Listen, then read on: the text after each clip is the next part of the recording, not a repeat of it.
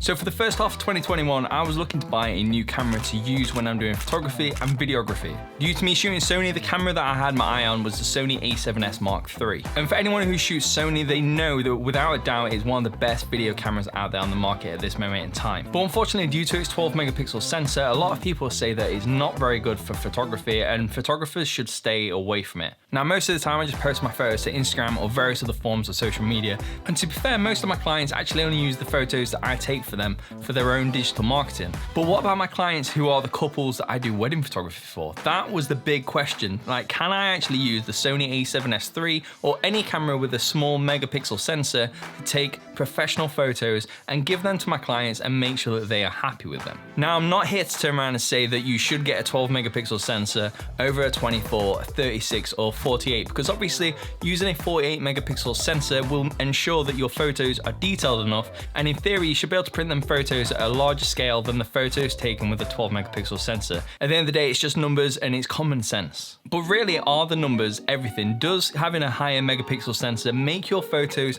that much better, and will it actually allow you to print the photos off that much bigger with the same quality as it would with a 12 megapixel sensor? And that is what we're going to be going through today. So when it comes to printing photos, you want to be printing at around about 300 dpi or dots per inch. Each dot represents a pixel within your photo, so therefore a 36 megapixel sensor will have more dots in it than a 12 megapixel sensor. So let's just look at the maximum size you can print out with these sensors whilst maintaining the 300 dpi recommended for printing photos. So with a 12 megapixel sensor in the landscape orientation, the maximum size they recommend printing at is 15 inches across by 10 inches high. Now, if we compare that size to something similar to the A7 Mark IV, which is 33 megapixels, so we'll go to 36 megapixels, the maximum size you could print at is 24 inches across by 16 inches high. So obviously you could print your photos from a 36 megapixel sensor larger than you can with a 12 megapixel sensor, but most people would think shooting with a 36 megapixel sensor, with it being 3 times as detailed as a 12 megapixel sensor, you should be able to print around 3 times the size of a 12 megapixel sensor, but actually you can only print around 50% larger than you could with a 12 megapixel sensor. Now, these are all maximum recommended sizes when printing at 300 dpi, but you can actually decrease the quality of the dpi down to around about 150 dpi, which is half. Does it actually decrease the quality of your image? Another thing to take into account is the pixel density across a sensor's surface. A 12 megapixel sensor will obviously have less pixels across the surface than what a 36 megapixel sensor would, but it takes up the same amount of space.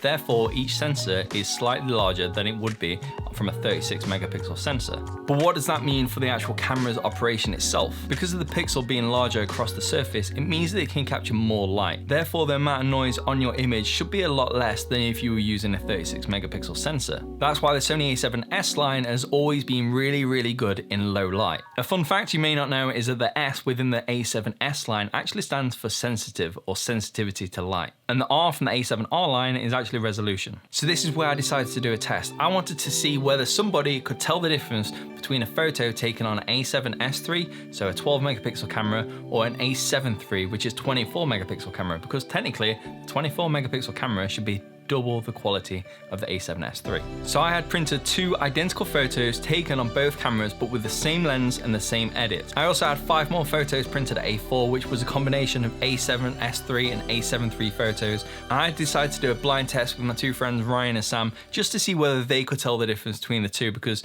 I might be a little bit biased.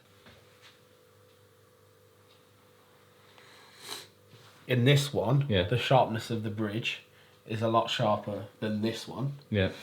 And this one seems to me a little bit more noisy. Like this detail on this one, yeah, I can see the noise a little bit in it. Yeah.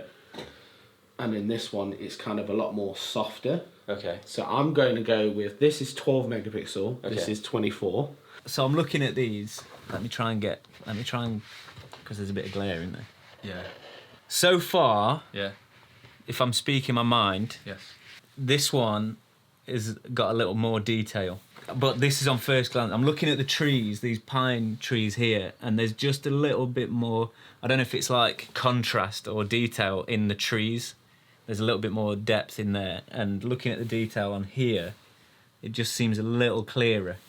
Okay. This one's a little bit softer. That one's definitely got a bit more detail. So I'm going to look in places where it might not be so obvious.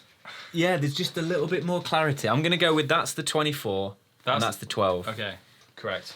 Woo! You got that right. Well done. Nice. You can now say you're a photographer, mate. There we go, I'm a photographer. My eyesight is good. Over. A7S III, correct. So that's correct. Yeah, and A7 III for this one. Correct. I'm gonna go high on that. Okay. Do you know the answers to these? No. See, it's hard. Like, I'm gonna go low on this. This is a hard one because there's not much to go on, is there, other than the birds? I'm gonna go low, Okay. but for no reason No reason other than at all. Yeah. Okay. There's so many things to think about. Right, so there's not much saturation in this. But is that because it was foggy and it's masking some of the colours? I'm going to go low. I'm going low. Okay. So you only chose one A7 III, right? Yep. Yeah. Oh shit. Okay. Okay, that's throwing me off a little bit, but that's surprising. The one of you, in fact. The one of me. Yeah, you said was an A7S III. And indeed it is, A7S III. So this one, you also said A7S III. Okay. And it was... A7 III. yeah. Okay. You said it was also A7S III. Why did you say that though? You said something... The reason I said that Yeah. is because I can see that that's not sharp. Is like, you look at these edges Yeah. in all of this, even that, you can see a bit of moire, let's say. And then these edges are kind of not as sharp as I would want them to be. So that's quite clear it's A7S III. Yeah. Okay. Okay. So no, that's A7 III. So this one, you said A7S III. So I was right. Yeah, you're correct. So what gave it away? So I think I said earlier on was the kind of corners in the grass. It's not as sharp as you would want it to be. Do you want to have a look? Yeah, yeah. So the first I'm one. going to be completely wrong. A7S III. So I was right. Yeah. Second, A7 III. Right, so wrong on So that. wrong. So we'll put put that that over over there. there. So that's wrong. A7 III. Wrong again. A7S III. A7S III. So I was wrong on that. Yeah. So you got. So I got You I got two out of five. It was close though, wasn't it? So how did you do at home? Both Ryan and Sam got the A2 photos correct. They knew which one was the 12 megapixel and the 24 megapixel. But when it came to the smaller individual photos, they actually only got 2 out of the 5 correct. And they both said it was for the same reason. The reason they said that they struggled was because they had nothing to compare it to. They just had an individual photo and they had to guess whether it was 12 megapixel or 24 megapixel. And Ryan said it would probably be the same situation even if they had something like a 48 megapixel photo in front of them. But Ryan actually made a really good point after the test. Let's be honest, if I put this on this wall here, and I'm going to be stood probably further away from this like this, aren't I? Yeah. I'm not going to notice the difference. It's only when I'm going to be like... It's when you A and B it. Yeah. Or Okay. or when I go really close to it. Okay. But when do you ever look at an image that's That really close. close to it? If you've blown up that whole wall with an image, Yeah. you're not going to be like stood right next to it to look at the whole image, or you're going to be back there, right? Yeah.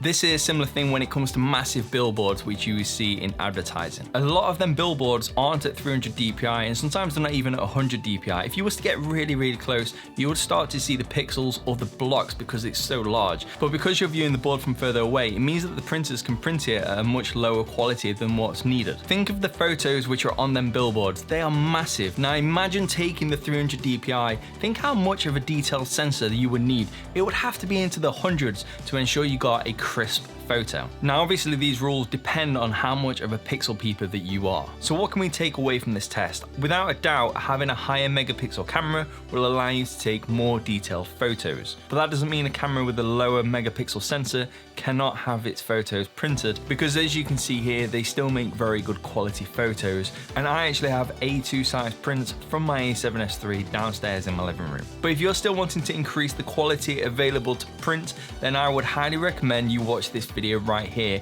to see exactly how you can do that in just a few clicks. As always, thank you very much for watching. I really appreciate it. If you enjoyed the video, hit the like button, subscribe to the channel if you want to see more, and if you do, I will see you right there. Thank you very much.